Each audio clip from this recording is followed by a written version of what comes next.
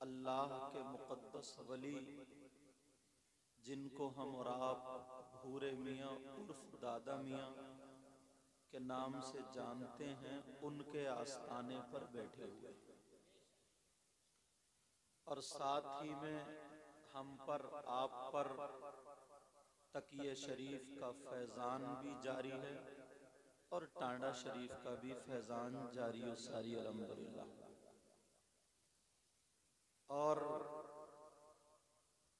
कुछ बस्तियां ऐसी होती हैं जिनमें किसी आले रसूल का मकान नहीं होता है, मगर खुशकिस्मत ये है आपकी बस्ती में भी कई मकान आले रसूल के यहाँ पर मौजूद हैं अल्हम्दुलिल्लाह। आपकी औलाद अगर हो तो कितनी दूर रहते हो याद तो जरूर आती होगी ना, बोलो। और कभी ना कभी तो जाना होता ही होगा। ऐसे ही जब नबी की औलाद जिस बस्ती में रहती है, कुर्ब में रहती है, तो आका तो तशरीफ लाते ही होंगे ना। और जहां आका तशरीफ ले आए वहां बेड़ा पार होता है। शायर साहब, तमाम शोरा हजरात, कि जो तकिया शरीफ में मज़ार मुक़द्दस हुजूर अशाह सैयद बांके मियाँ साहब, सैयद दीदार शाह मियाँ साहब, नजमुल औलिया साहब, या टांडा शरीफ में भूरे मियाँ साहब, बिस्मिल्लाह शाह मियाँ, हमारे नाना हुजूर सैयद सादिक मियाँ, ये वो बुजुर्ग हैं जो रोशन वली। कुछ तो बुजुर्ग वो होते हैं जिनकी वलायत, जिनकी करामतें जाहिर नहीं होती हैं, मगर ये वो वली हैं अगर मुर्दे से कह दें उठ रास्ता बता तू ही बोल, तो वो कब्र से उठ करके बोलना शुरू कर देता है। उन्हीं के नस्लन औ बादा नस्लिन, उन लोगों को तो तुमने नहीं देखा, मगर आज उन्हीं के घर के खुशबूदार फूल हुजूर काशिफ मियाँ साहब की शक्ल में बैठे हुए माशाअल्लाह, आप इनका दीदार कर रहे हैं। और मैंने जितना पढ़ा है उतना आप लोगों ने इस सिलसिले में, हालांकि मुझसे ज्यादा पढ़े हुए हो आप लोग, मगर इस सिलसिले में नहीं पढ़ा होगा। मैं बताऊं तुम्हें, ये जो जलवागर हैं जिनके आज हम और आप हाथ चूमते हैं, जो बैठे हुए हैं, इनके परनाना मियाँ हुजूर सैयद दीदार शाह मियाँ रहमतुल्लाह ताला अलैह, जिस पे अगर नजर भर के देख लें, उनका ये आलम था कि उसको भी वली बना दिया करते माशाअल्लाह। तो यार जिनकी रगों में उनका खून और दूध हो, तो अल्लाह अल्लाह, इनके एक खलीफा जिनका नाम हजरत सैयद शाह बैरन शाह वली माशाअल्लाह, इजाजत हो तो तारीखी वर्क रखूं तुम्हारे सामने। बड़ी बड़ी अच्छी नाते पढ़ने वाले सब लोग हैं, पढ़ा भी माशाल्लाह खूब है, और फिर भी मेरी वजह से कुछ रुक रुक के पढ़े, अल्लाह बरकतें फरमाए। वरना इन लोगों को मौका मिल जाए तो मजमे को हिला कर देते, मगर थोड़े बंदिश में थे, कोई बात नहीं है। और नाजिम साहब भी बड़ी अच्छी निजामत, जिनका मजार शरीफ है खोद में। तुम जाते हो लहसुन तकिया, जाया करो। अल्लाह अल्लाह, उनका एक मुरीद था, चाहने वाला, अनपढ़ था, रहने वाला दड़ियाल का था। कहाँ का था? दड़ियाल का। मगर बेचारा गरीब था, अनपढ़ था, प्यार बहुत करता था, मोहब्बत करता था, कोई बनावट सजावट कुछ भी नहीं। उस दौर में आप जानते हैं मिट्टी की प्लेट में खाना खिलाया जाता था, जिसको ढवरिये बोलते हैं, और देसी घी लोटे या बदने की टुटनी से, यही तो होता था।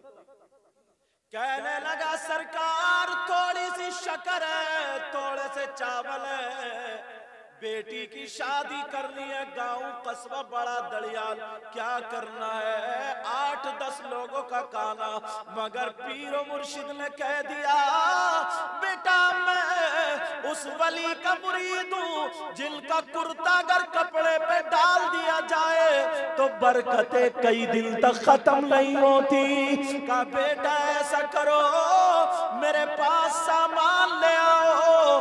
अल्लाह अल्लाह, जिस अमामे पर जिस कपड़े पर सैयदुना शादीदार शाह रहमतुल्लाह ताला ने हाथ रखा था, उन्होंने वही कपड़ा उनके चावल और शक्कर पर रख दिया। का बेटा 2-3 की नहीं पूरी बस्ती की दावत कर दो। नारे तकबीर, नारे रिसालत, नारे गौसियत, सैयदे आले रसूल, सैयदे आले रसूल सैयद मुकुर रहमान साहब किबला मसलके आला हजरत उर्से भूरा साहब या हुजूर, नारे तकबीर। अल्लाह अल्लाह, जरा सुनो गौर करो प्यारो, जिस कपड़े पर इनके नाना का हाथ रखा गया उन्होंने चावल पे रख दिया और कहा बेटा जाओ जाओ पूरी बस्ती की दावत कर दो। घर पहुंचे बड़े खुश थे, बीबी से बोले पूरी बस्ती की दावत होगी। अच्छा औरतों को तो जानते ही हो तुम, आज की होती तो झाड़ू लेके खड़ी हो जाती। ये कहती 8 लोगों को खिलाने का नहीं है ना, 8 लोगों को खिलाने का दम नहीं और 800 को खिलाओगे तुम। और अगर अपने मैके का मामला आ जाए ना और कह दो कि वो तुम्हारे चचेरे भैया आ रहे हैं उनकी दावत करना चाह रहे हो, कहेंगे बहुत तुम्हारी तारीफ करते हैं और एक दिन भी उस बंदे ने नहीं पूछा होगा, समझे। और अगर तुम्हारा सगा भतीजा आता हो तो वो मेरा भतीजा आ रहा है मैं उसकी दावत कर दूं, और दावत ही करते रहो, काम ही क्या दावत ही करते रहो। अच्छा बोला है कि नहीं ऐसा? इमरान साहब बोलो ना, कह रहे जी तजर्बा इन्हें भी काफी हो गया, ये भी भुगते बैठे बेचारे। अब तो नहीं करोगे, क्या नहीं करोगे, शादी नहीं करोगे? सुनो अच्छा तवज्जो रखो, चलो। अल्लाह अल्लाह, मगर वो भी बीबी थी, कहने लगी ये बताओ इतना खाना कैसे होगा, तुम्हारे पास गुंजाइश है? बीबी कहने लगी मुझे पता नहीं, मैं तो दावत करने वाला हूँ, अब खिलाने वाले पीर मुर्शिद है। अब खिलाने वाले कौन है बोलो? पीर मुर्शिद है। अल्लाह अल्लाह, उसने दावत, ईमान देखो ईमान, यकीन देखो यकीन, उसने जो थी दावत कर दी। अब लोग कह रहे हैं यार अच्छा इत्तेफाक से रंग का गोरा था, उसकी अम्मी ने नाम भी उसका बचपन में भूरे ही रख दिया था, उसकी अम्मी ने नाम भी भूरे ही रख दिया, उसका नाम भी भूरे ही था। उसका नाम क्या था? गांव वाले बोले लग रहा भाई भूरा के कहीं माल हाथ आ गया। पूरे गांव की दावत, अल्लाह अल्लाह, मगर क्या बात क्या बता दी, पीर ने कह दिया खाना चल रहा, बारात भी आ रही, गांव भी खा रहे, मगर कपड़ा ढक दिया, खाना खत्म होने का नाम नहीं लेता, ढबरिये चल रही है और उसमें शकराना चल रहा, मगर कहीं से कलंदर आ गया। कौन आ गया बोलो? कलंदर। उसने जो था अपना प्याला लिया, काला भर दे चावल, चावल रखने बाद रख दे शक्कर और डाल दे घी। जब घी डाला तो उसके प्याले में 8-10 लोटे घी आ गया। और अगर पता नहीं कहां जा रहे, अब क्या हो, लोगों में हंगामा, कौन आ गया जिसका कुल्हड़ भरता ही नहीं, जिसका प्याला भरता ही नहीं। उसने देखा ये तो बेइज्जती करा देगा, सारा खाना खत्म हो जाएगा, दड़ियाल से खोद का काफी अरसा, मगर अल्लाह वाले दिल की आवाज सुन लेते हैं। उसने उस कलंदर के पास जब देखा, अंदर जाकर के रोने लगा और सीने पे हाथ रख के कहने लगा ऐ मेरे पीर मुर्शिद बचा लो, इज्जत और बेइज्जती तुम्हारे हाथ, बचा लो सरकार। जब इतना कहा बाहर निकल के आकर के देखा तो बैरंग शवली खड़े हैं। कौन है बोलो? बैरंग शवली। उन्होंने कहा अच्छा, क्या बात है बेटा? भाई जिस पे भी प्यार आ जाए, कहा क्या बात है, कहने लगा सरकार इज्जत बचा लो, पता नहीं कहां से नाकाम अकेले ही हम घी डाल के चले जा रहे हैं, उसका प्याला नहीं भरता। बैरम शाह वली आगे बढ़े और जो घी डाल रहा था उसने लोटा हाथ में ले लिया।